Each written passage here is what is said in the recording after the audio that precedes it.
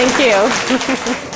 I tend to move around, so I hope my audio is okay to hear at the back. So my name again is Andrea Felzmann. I work with the Geropsychiatric Education Program. It's a mouthful. The short version is GPEP, and that's with Vancouver Coastal Health. And it is an absolute privilege and honor to be here today. I feel like there's not much more to say since we've had amazing speakers up until just now. So anyway, I've got another bent on behaviors and the difficulties and challenges in residential care. And I'm a bit of a storyteller, so I'm going to be sharing some anecdotal stories along the way. So in my session, I'm going to talk about dementia-related behaviors and really focus on the presentation of the behaviors that manifest themselves in the dementia diagnosis and the dementia condition. Talk about what are the behaviors telling us about the person, and I think this has already been reiterated through Dr. Drance's speech and also with Anita. And finally, an outline of process for understanding resident behaviors. I'm very process-oriented. I like information up front, it's great, but now what? And I'm a now what kind of a presenter, so I want to give you something that you can take home and hold on to and implement into your practice and into your work. So as the dementia progresses, what are some behaviors you see in residents that can be challenging for both the person, the staff, and the family? And we've talked about a number of those behaviors, and what I've done in my first half of the presentation is broken down in the different types of the dementia, some of the more common behaviors that may manifest. And so starting with Alzheimer's dementia, in the early stages of the disease, we tend not to see people in the early stages of dementia in residential care. But in the early stages of dementia, these are some of the behaviors that you might see in clients with that early onset, early stages of the diagnosis. So withdrawal, apathy, depressed mood, anxiety, irritability. If you are an RN, LPN, you'll recognize the mini mental state exam, the MMSE scores begin to show signs of cognitive impairment. As people advance through to the middle stages of dementia, the second phase, the 2 to 10 years of this disease, we start to see more behaviors such as anxiety, suspiciousness.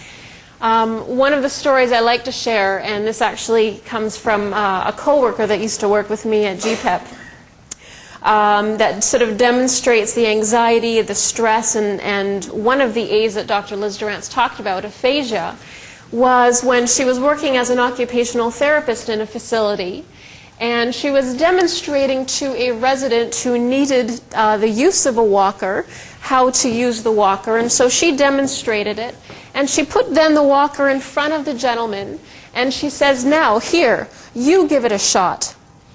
And the resident looked at her horrified and said, "Dear, I would never shoot anyone." And so we start to see the changes in language, the loss of communication skills, the loss of ability to abstractly think in the middle stages of dementia. And there are subsequent behaviors with that. So anxiety, suspiciousness, "I know you stole my slippers. They were under the bed. I've seen you look at them before, and I know you've always wanted them." Depression, mood swings, the wandering, the physical, psychomotor agitation, sleep disturbances. We start seeing agitation in the middle stages of Alzheimer's. Resistance, repetitive psychoses.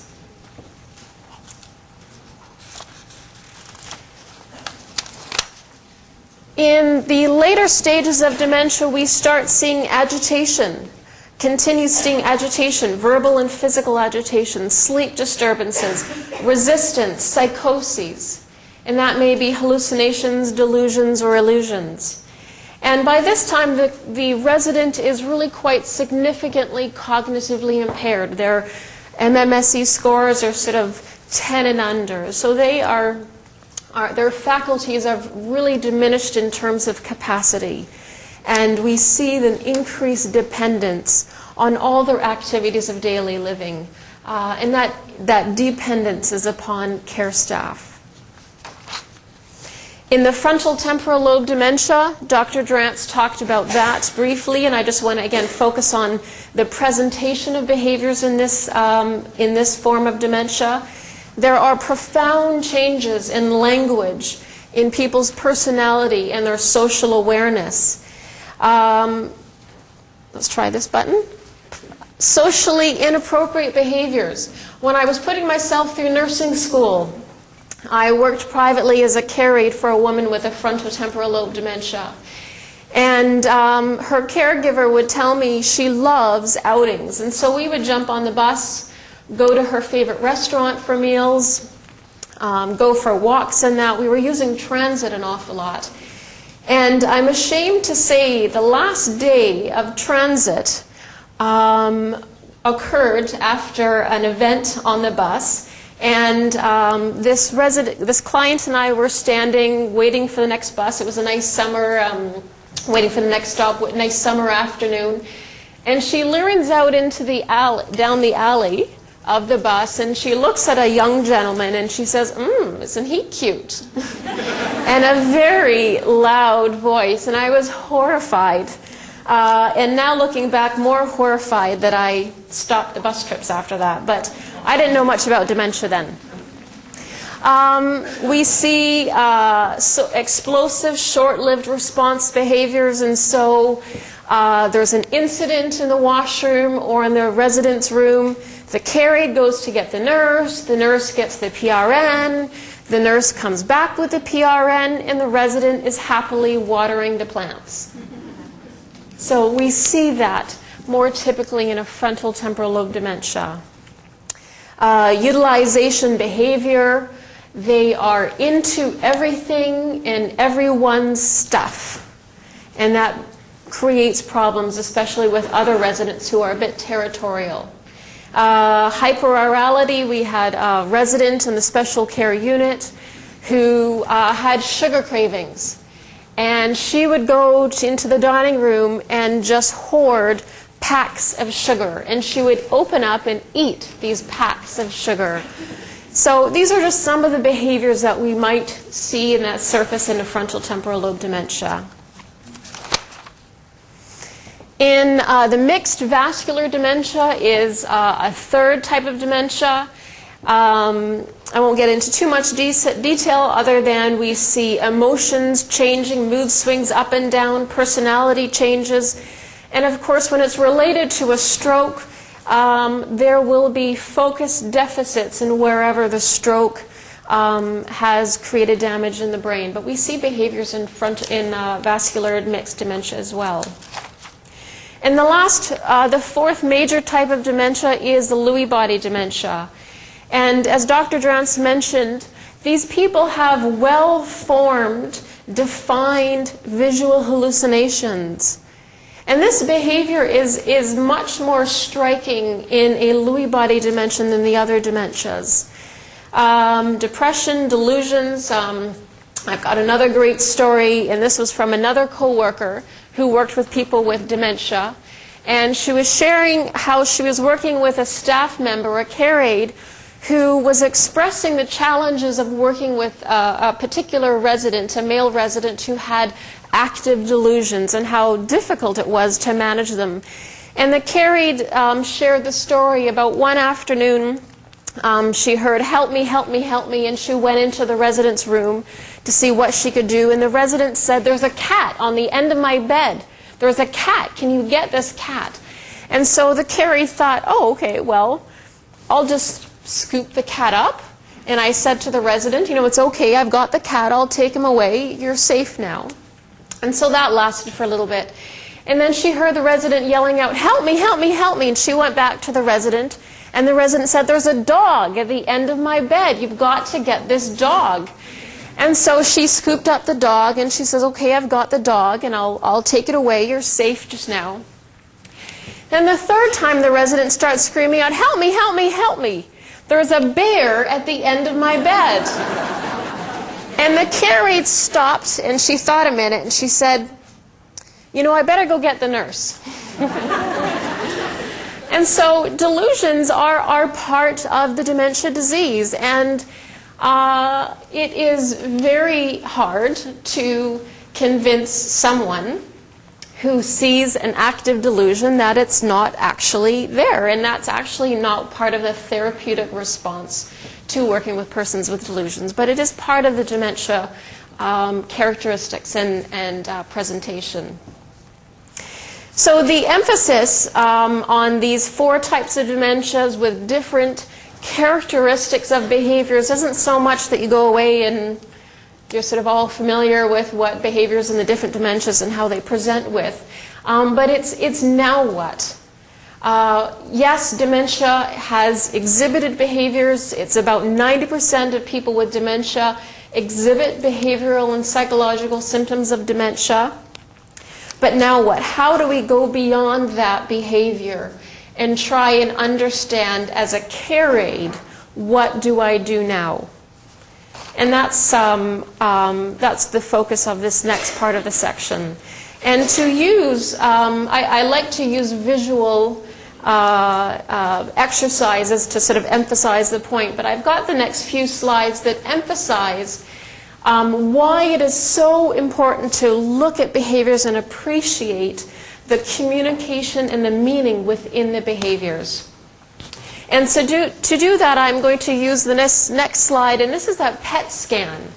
It's a PET scan, kind of like a CT scan of the brain, and this is an adult, healthy brain, mine after a cup of coffee in the morning.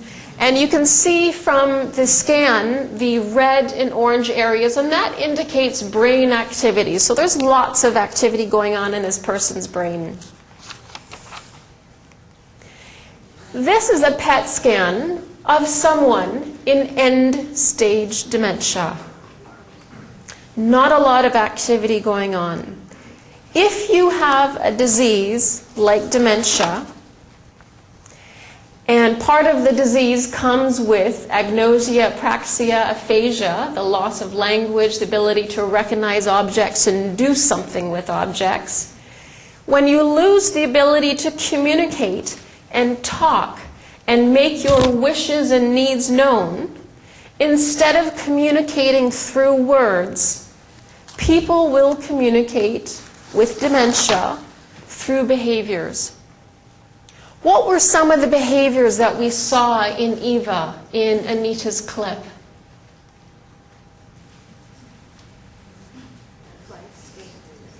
Fear.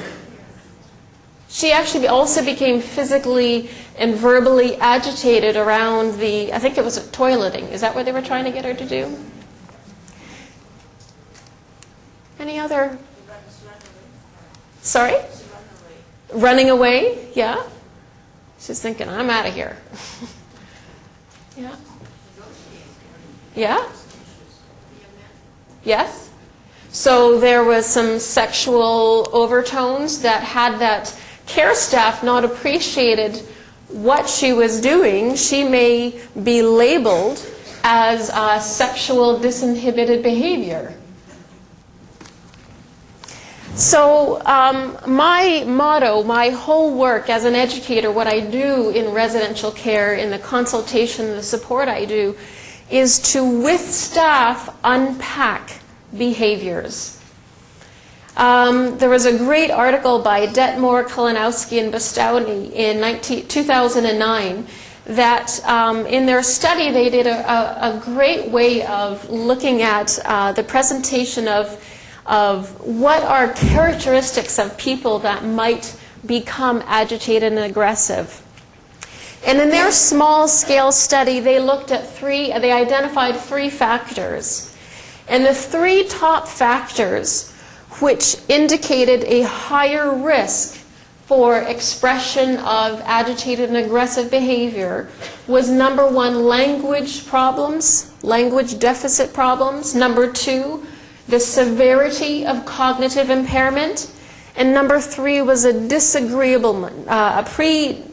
pre-morbid disagreeableness personality, which basically means they were a little on the cranky side before they even got dementia. So, you know, the top 2 are really, really helpful indicators of who might be agitated, who might demonstrate some aggressive behavior. And so we need to, with that lens, appreciate that the loss of language is a real culprit in people's inability to express basic needs and is one of the backbones for why behaviors happen. So what are behaviors telling us?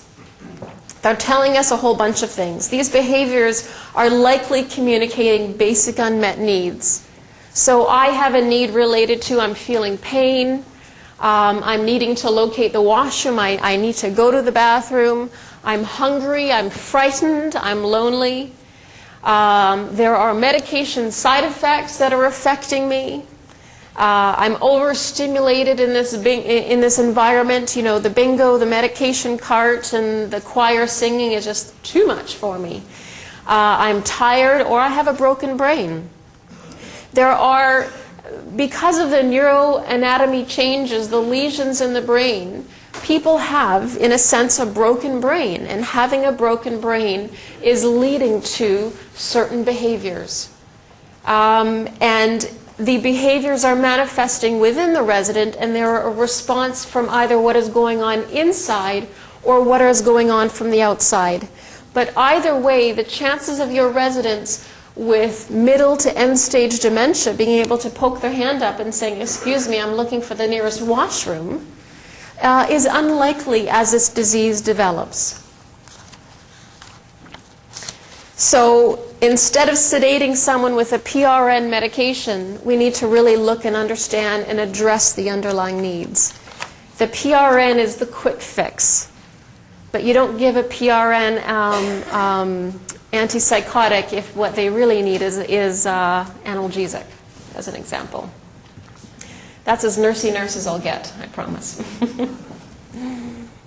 So understanding resident behaviors, anxiety, agitation, and aggression are a response to something. All through my message, I'm always communicating that behavior has a meaning. There is something behind the behavior, and it's the process that I'm most interested in as to what is the meaning behind that behavior. There is always a cause and an underlying meaning. Instead of thinking about behaviors, how can we stop this problem behavior? It's more, what is the underlying issue, and how do we address that issue? So it's not stopping behaviors, it's understanding what's going behind the behaviors. And anxiety is an early sign that something is wrong. You may not see anxiety on your shift, but it may have happened that initial anxious behavior may come up and may present itself in the day shift before you if you're coming on evenings. So you may walk in and try and be a day maker, and the resident is already like, get the heck out of here. And you haven't been present to what went on in that day to cause that resident to feel that anxious uneasiness. There are patterns in the way behaviors develop and escalate. And I've got another great story. There was a resident that was newly admitted to a facility care home, and he was really quite agreeable with all the care. He was a delightful man with the other residents, with his staff, but when it came to bath time, his anxiety went through the roof. And in 6 weeks, the staff were not able to give him a bath. And so the staff finally called the family in and said, you know, we have a confession to make. We haven't given your dad a bath in 6 weeks since he's been here. And so from a bit of a dialogue, discussion back and forth, pulling in his past history, they discovered that this fellow grew up in the prairies in Saskatchewan and had a bath once a year at spring runoff. And that is a very vital piece of information that then changes the way in which staff provide care. Had the staff not had that information, they would be putting themselves at risk and the resident at risk for enforcing the bath. I love how Dr. Drance and Anita have reinforced that our whole notion of person-centeredness is not just solely on the welfare and the well-being of residents. It's also just as equally important on this care staff as well. And for me, that is, how do I provide education and consultation to ensure your safety as well?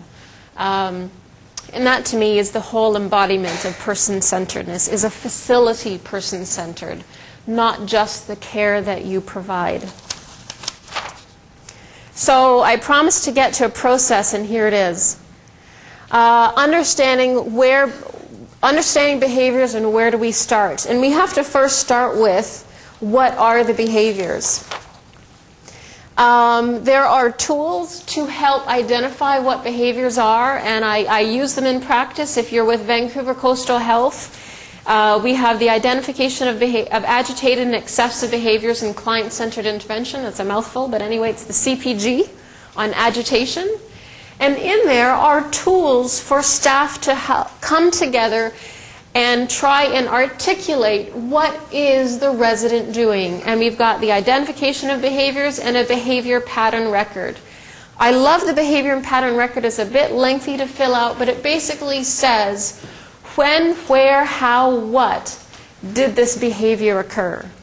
You cannot start thinking about care planning and giving care unless you know, where is this behavior coming from?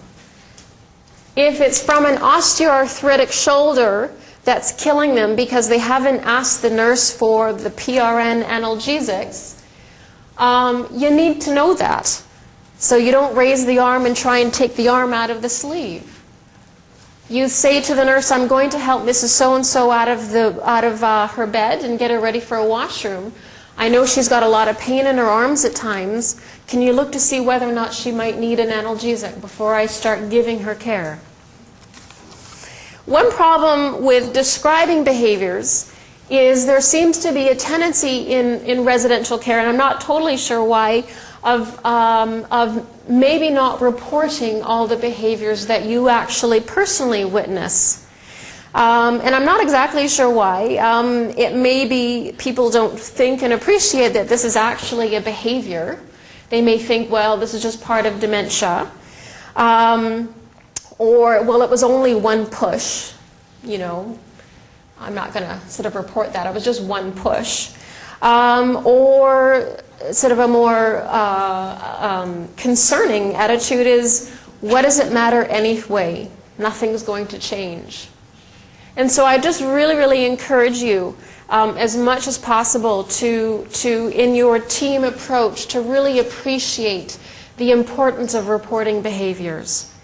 Because when will that one push turn into a 20th push, and it's the 20th push that you get hurt?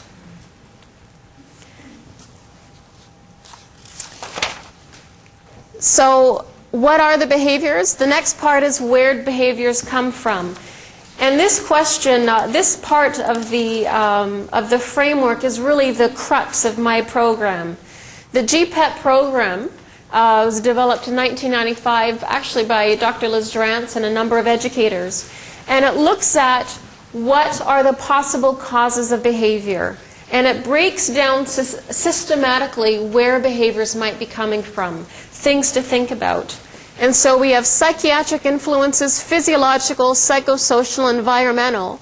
And these influences can cause and contribute to behaviors.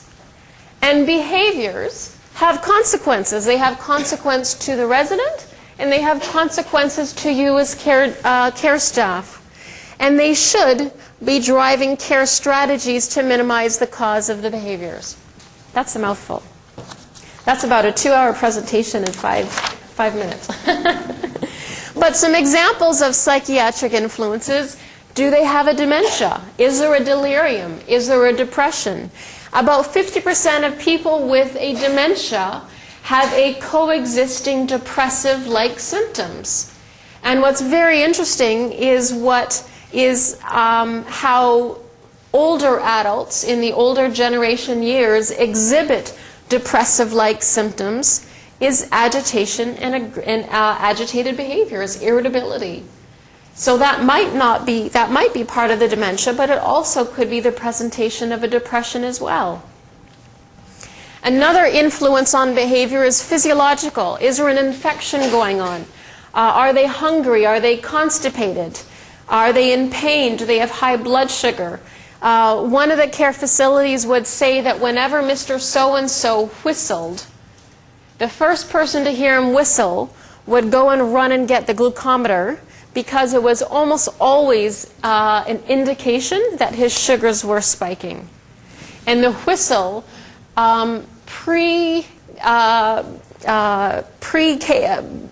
indicated that agitated and aggressive behaviors were going to come afterwards. He would explode to anyone when his sugars were really quite high. Psychosocial influences, early life events, work history. One of our facilities, we had a retired physician, and we tend to see agitated behaviors more in the afternoon time. That's when we think about that sundowning, that restless, they're pooped out. And so it was a bit of a shocker for the staff to see that this resident, bright and early, would start demonstrating agitated and restless behavior. And it came to mind from us talking with family members that he was not just a physician, but he was a surgeon. And in fact, his agitated and restless behavior was likely related to, he had to get ready for surgery. And so the care staff, with the agreement of the family, their approach would be to come in, he was a bright and early morning riser, and say, "Dr. So-and-so, I've just been informed your surgery has been canceled this morning." So that was a little white lie. And the little white lie and the truthful reality orientation, that's a whole nother topic. I'm not going to get into that. But it was a therapeutic conversation that de-escalated his behavior. And was supported, and it was something that provided him with a sense of well-being, that sense of security and relief that he could focus on the day instead of feeling that he was anxiously late for work. Another is psychosocial personal routines. I do a lot of work in Asian facilities, predominantly Asian facilities. And I've been told that many of the older adult generation adults from mainland China would typically, their bathing routines would consist of a bucket, and they would wash and bathe themselves with a bucket. But these older adults who immigrated then to Canada continued their personal routine, and then they started to need facility placement. And they come into the facility. Day 7, they go in and have their century bathtub bathing day, and they flip out because for 80-plus years they've bathed the bucket. And so we need to really appreciate what are the personal routines of our residents. The last influence on behavior is environment. And one of the first places I go to when we see agitated behaviors, it tends to be more around personal care issues, and personal care is usually done when people aren't wearing a heck of a lot of clothes. And in the older adult, they tend to get cold. I was in a facility in which one of the care aides mentioned that after 28 years of being employed in this facility, he just discovered that the bathroom had a thermostat. And so, I think that's not reflection of him, but of a systemic issue. How systemically are we working to support the care staff to give them everything that they need in order to safely give the care that they are being asked to give? And so I always look at one of the culprits as temperature.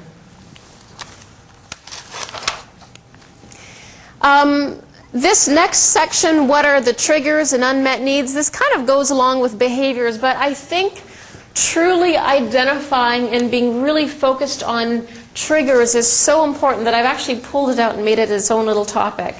And so part of understanding behaviors and now what is really appreciating triggers. So triggers are those immediate responses, immediate and frequent occurrences of behavior. And so you get the staff together and you put a blank piece of paper on the wall, and very, very often the staff are really skilled at telling you exactly what those triggers are. But it's really important to be focused on triggers. The care planning needs to reflect how you are trying to diminish and reduce the presence or the intensity of the triggers for the resident. And the other one is looking at unmet needs. There was a resident who was Sikh, and he wore his hair in a turban. And it was almost a guarantee whenever it came to washing his hair, it was just a nightmare for the staff. The staff were just really at their wits' end. He was so agitated around washing his hair. And so they had a team meeting, and I always think thinking outside the box is a good idea. But one staff said, well, why don't we cut his hair? And so, I think that creative thinking is good, maybe not quite along that line. But what they ended up doing as a team was asking the family to come in and teach them how to wash the hair and then how to redo the turban. And in fact, they also did co-bathing and washing with the family as well. And so that worked out really well to diminish this fellow's anxiety around the bathing experience. In this, where behaviors come from and what are the triggers, when I do this in my consultation role, I gather a ton of information. In fact, probably 50% of the bulk of what I do is spent on these two stages. And that is information gathering. So trying to meet with the resident, trying to figure out if there was a behavior, meeting with them and understanding their perspective. It's very interesting. I was asked to speak, to go in and do some care review, consultation with a resident in a facility, and this woman spoke no English. Her first language was Cantonese, and my Cantonese is extent as le homa. And that lasted for about the first 5 seconds. But she and I had a conversation for 20 minutes. And in 20 minutes, I found out an enormous amount about her distress, her anxiety through touch, through gestures, her facial expression, through pointing. And so, despite the loss of language, you can still hone in on the emotional distress that someone is experiencing. And that is part of the work of information gathering for me when I do consultation. Personal fact sheets, psychosocial interest assessments, and the goals of understanding these psychosocial influences. There are so many nuggets of information in the psychosocial stuff, which is who that person is, that can contribute to why the behavior is happening, or in a preventative way, what can you do to initiate conversation as you are doing the personal care routines. The other information gathering process that I go through is looking through all sorts of records. Geriatric consults, medications, care plans, narrative notes, records. Where is this behavior coming from? And the goal is to get a holistic, comprehensive view of the person.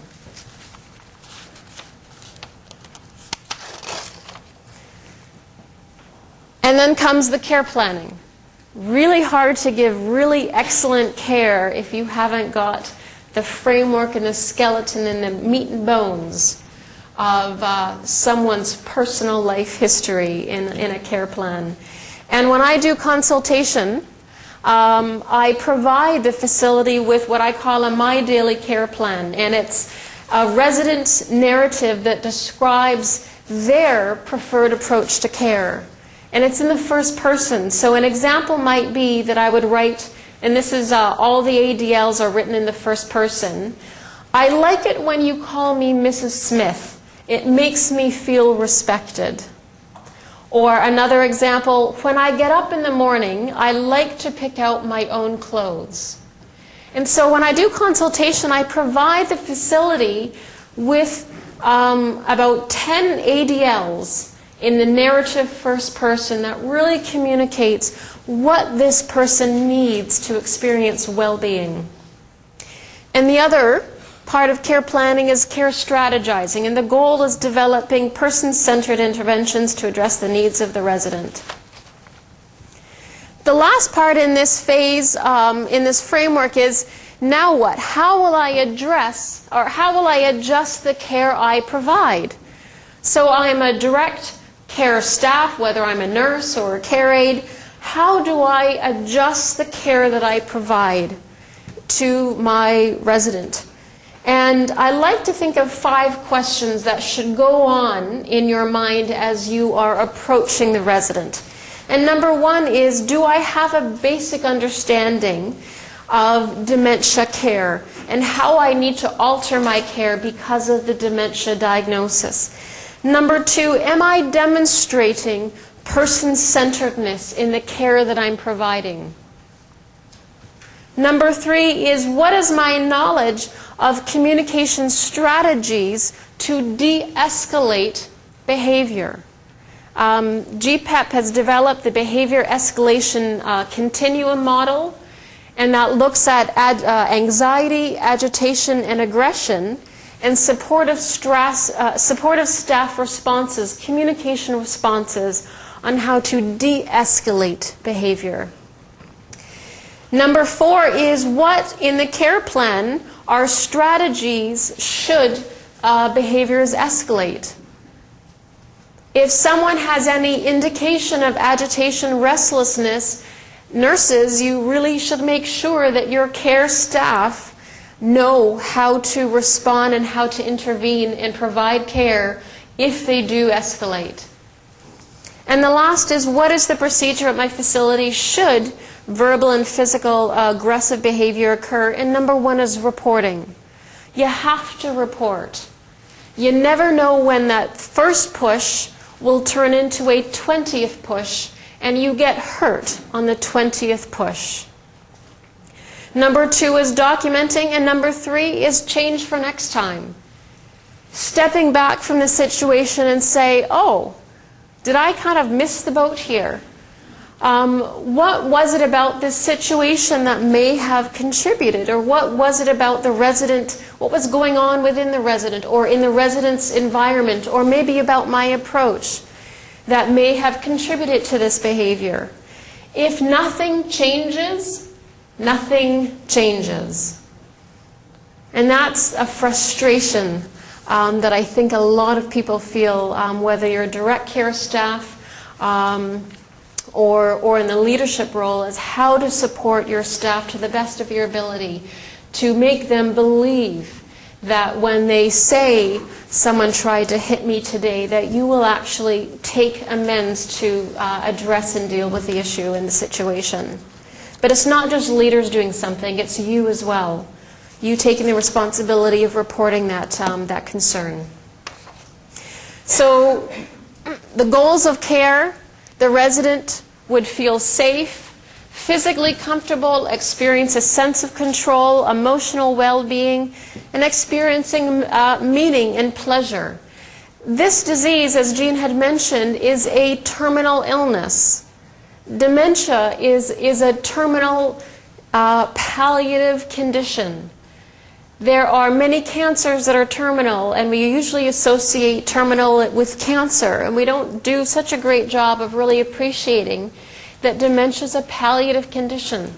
And so you are the last vestige of being an ambassador for making meaning in these people's lives. And you can do that through the care, during the care, within the care that you are providing.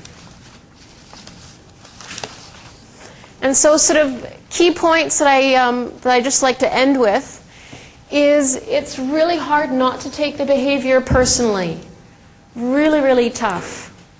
But they will benefit from responding to the behavior as opposed to reacting to the behavior. The behavior is the issue, not the resident, and that goes along a bit with what Anita was saying about being cautious about labeling. Not coming back to the nursing station and saying, whoa, is she ever a piece of work?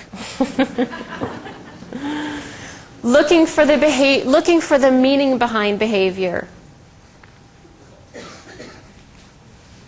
Caregiver behavior affects the clients, the residents, and resident behavior affects caregivers. We're human. It's natural to respond in this kind of way. And if I could sort of jump up and down and say this is the most important one, it's around team. Your team is critical for your welfare and your safety. The team involves the interdisciplinary team in care planning, in supporting each other. The team involves the family in understanding the client's past experiences, their values, their beliefs. And the team involves the client. Client-centered care has the client in the center of that team. And I think these presentations are available on the website. And so on the website, I just have a list of resources. I'm not going to bother going over them because it's too tiny print. But there are lots of resources for professionals, healthcare professionals, family members, and direct caregivers that are available. And coming this fall, the Geropsychiatric program, this is me, sort of maybe November, we are revamping our website, and we are going to have free of charge on our website education material handouts that staff can go on and download and print out, that you as leaders can use, can print out. If you want to teach to it, teach to it. If you want PowerPoints that go along with it, I'll give you PowerPoints. You can take whatever you want. But that'll be probably available in the late fall. So that's a resource that is accessible to anyone, not just VCH employees. So anyway, I just want to thank you very much. It's a pleasure. It's an honor. I love the work that you do. My beginning days in this career began as a care aide. I love the experiences, the stories, hardships, and I've made it my life career, my life focus to come to this place, which is providing education in gerontology to really support the older adult who needs someone to speak up for them on their behalf. So thank you very much.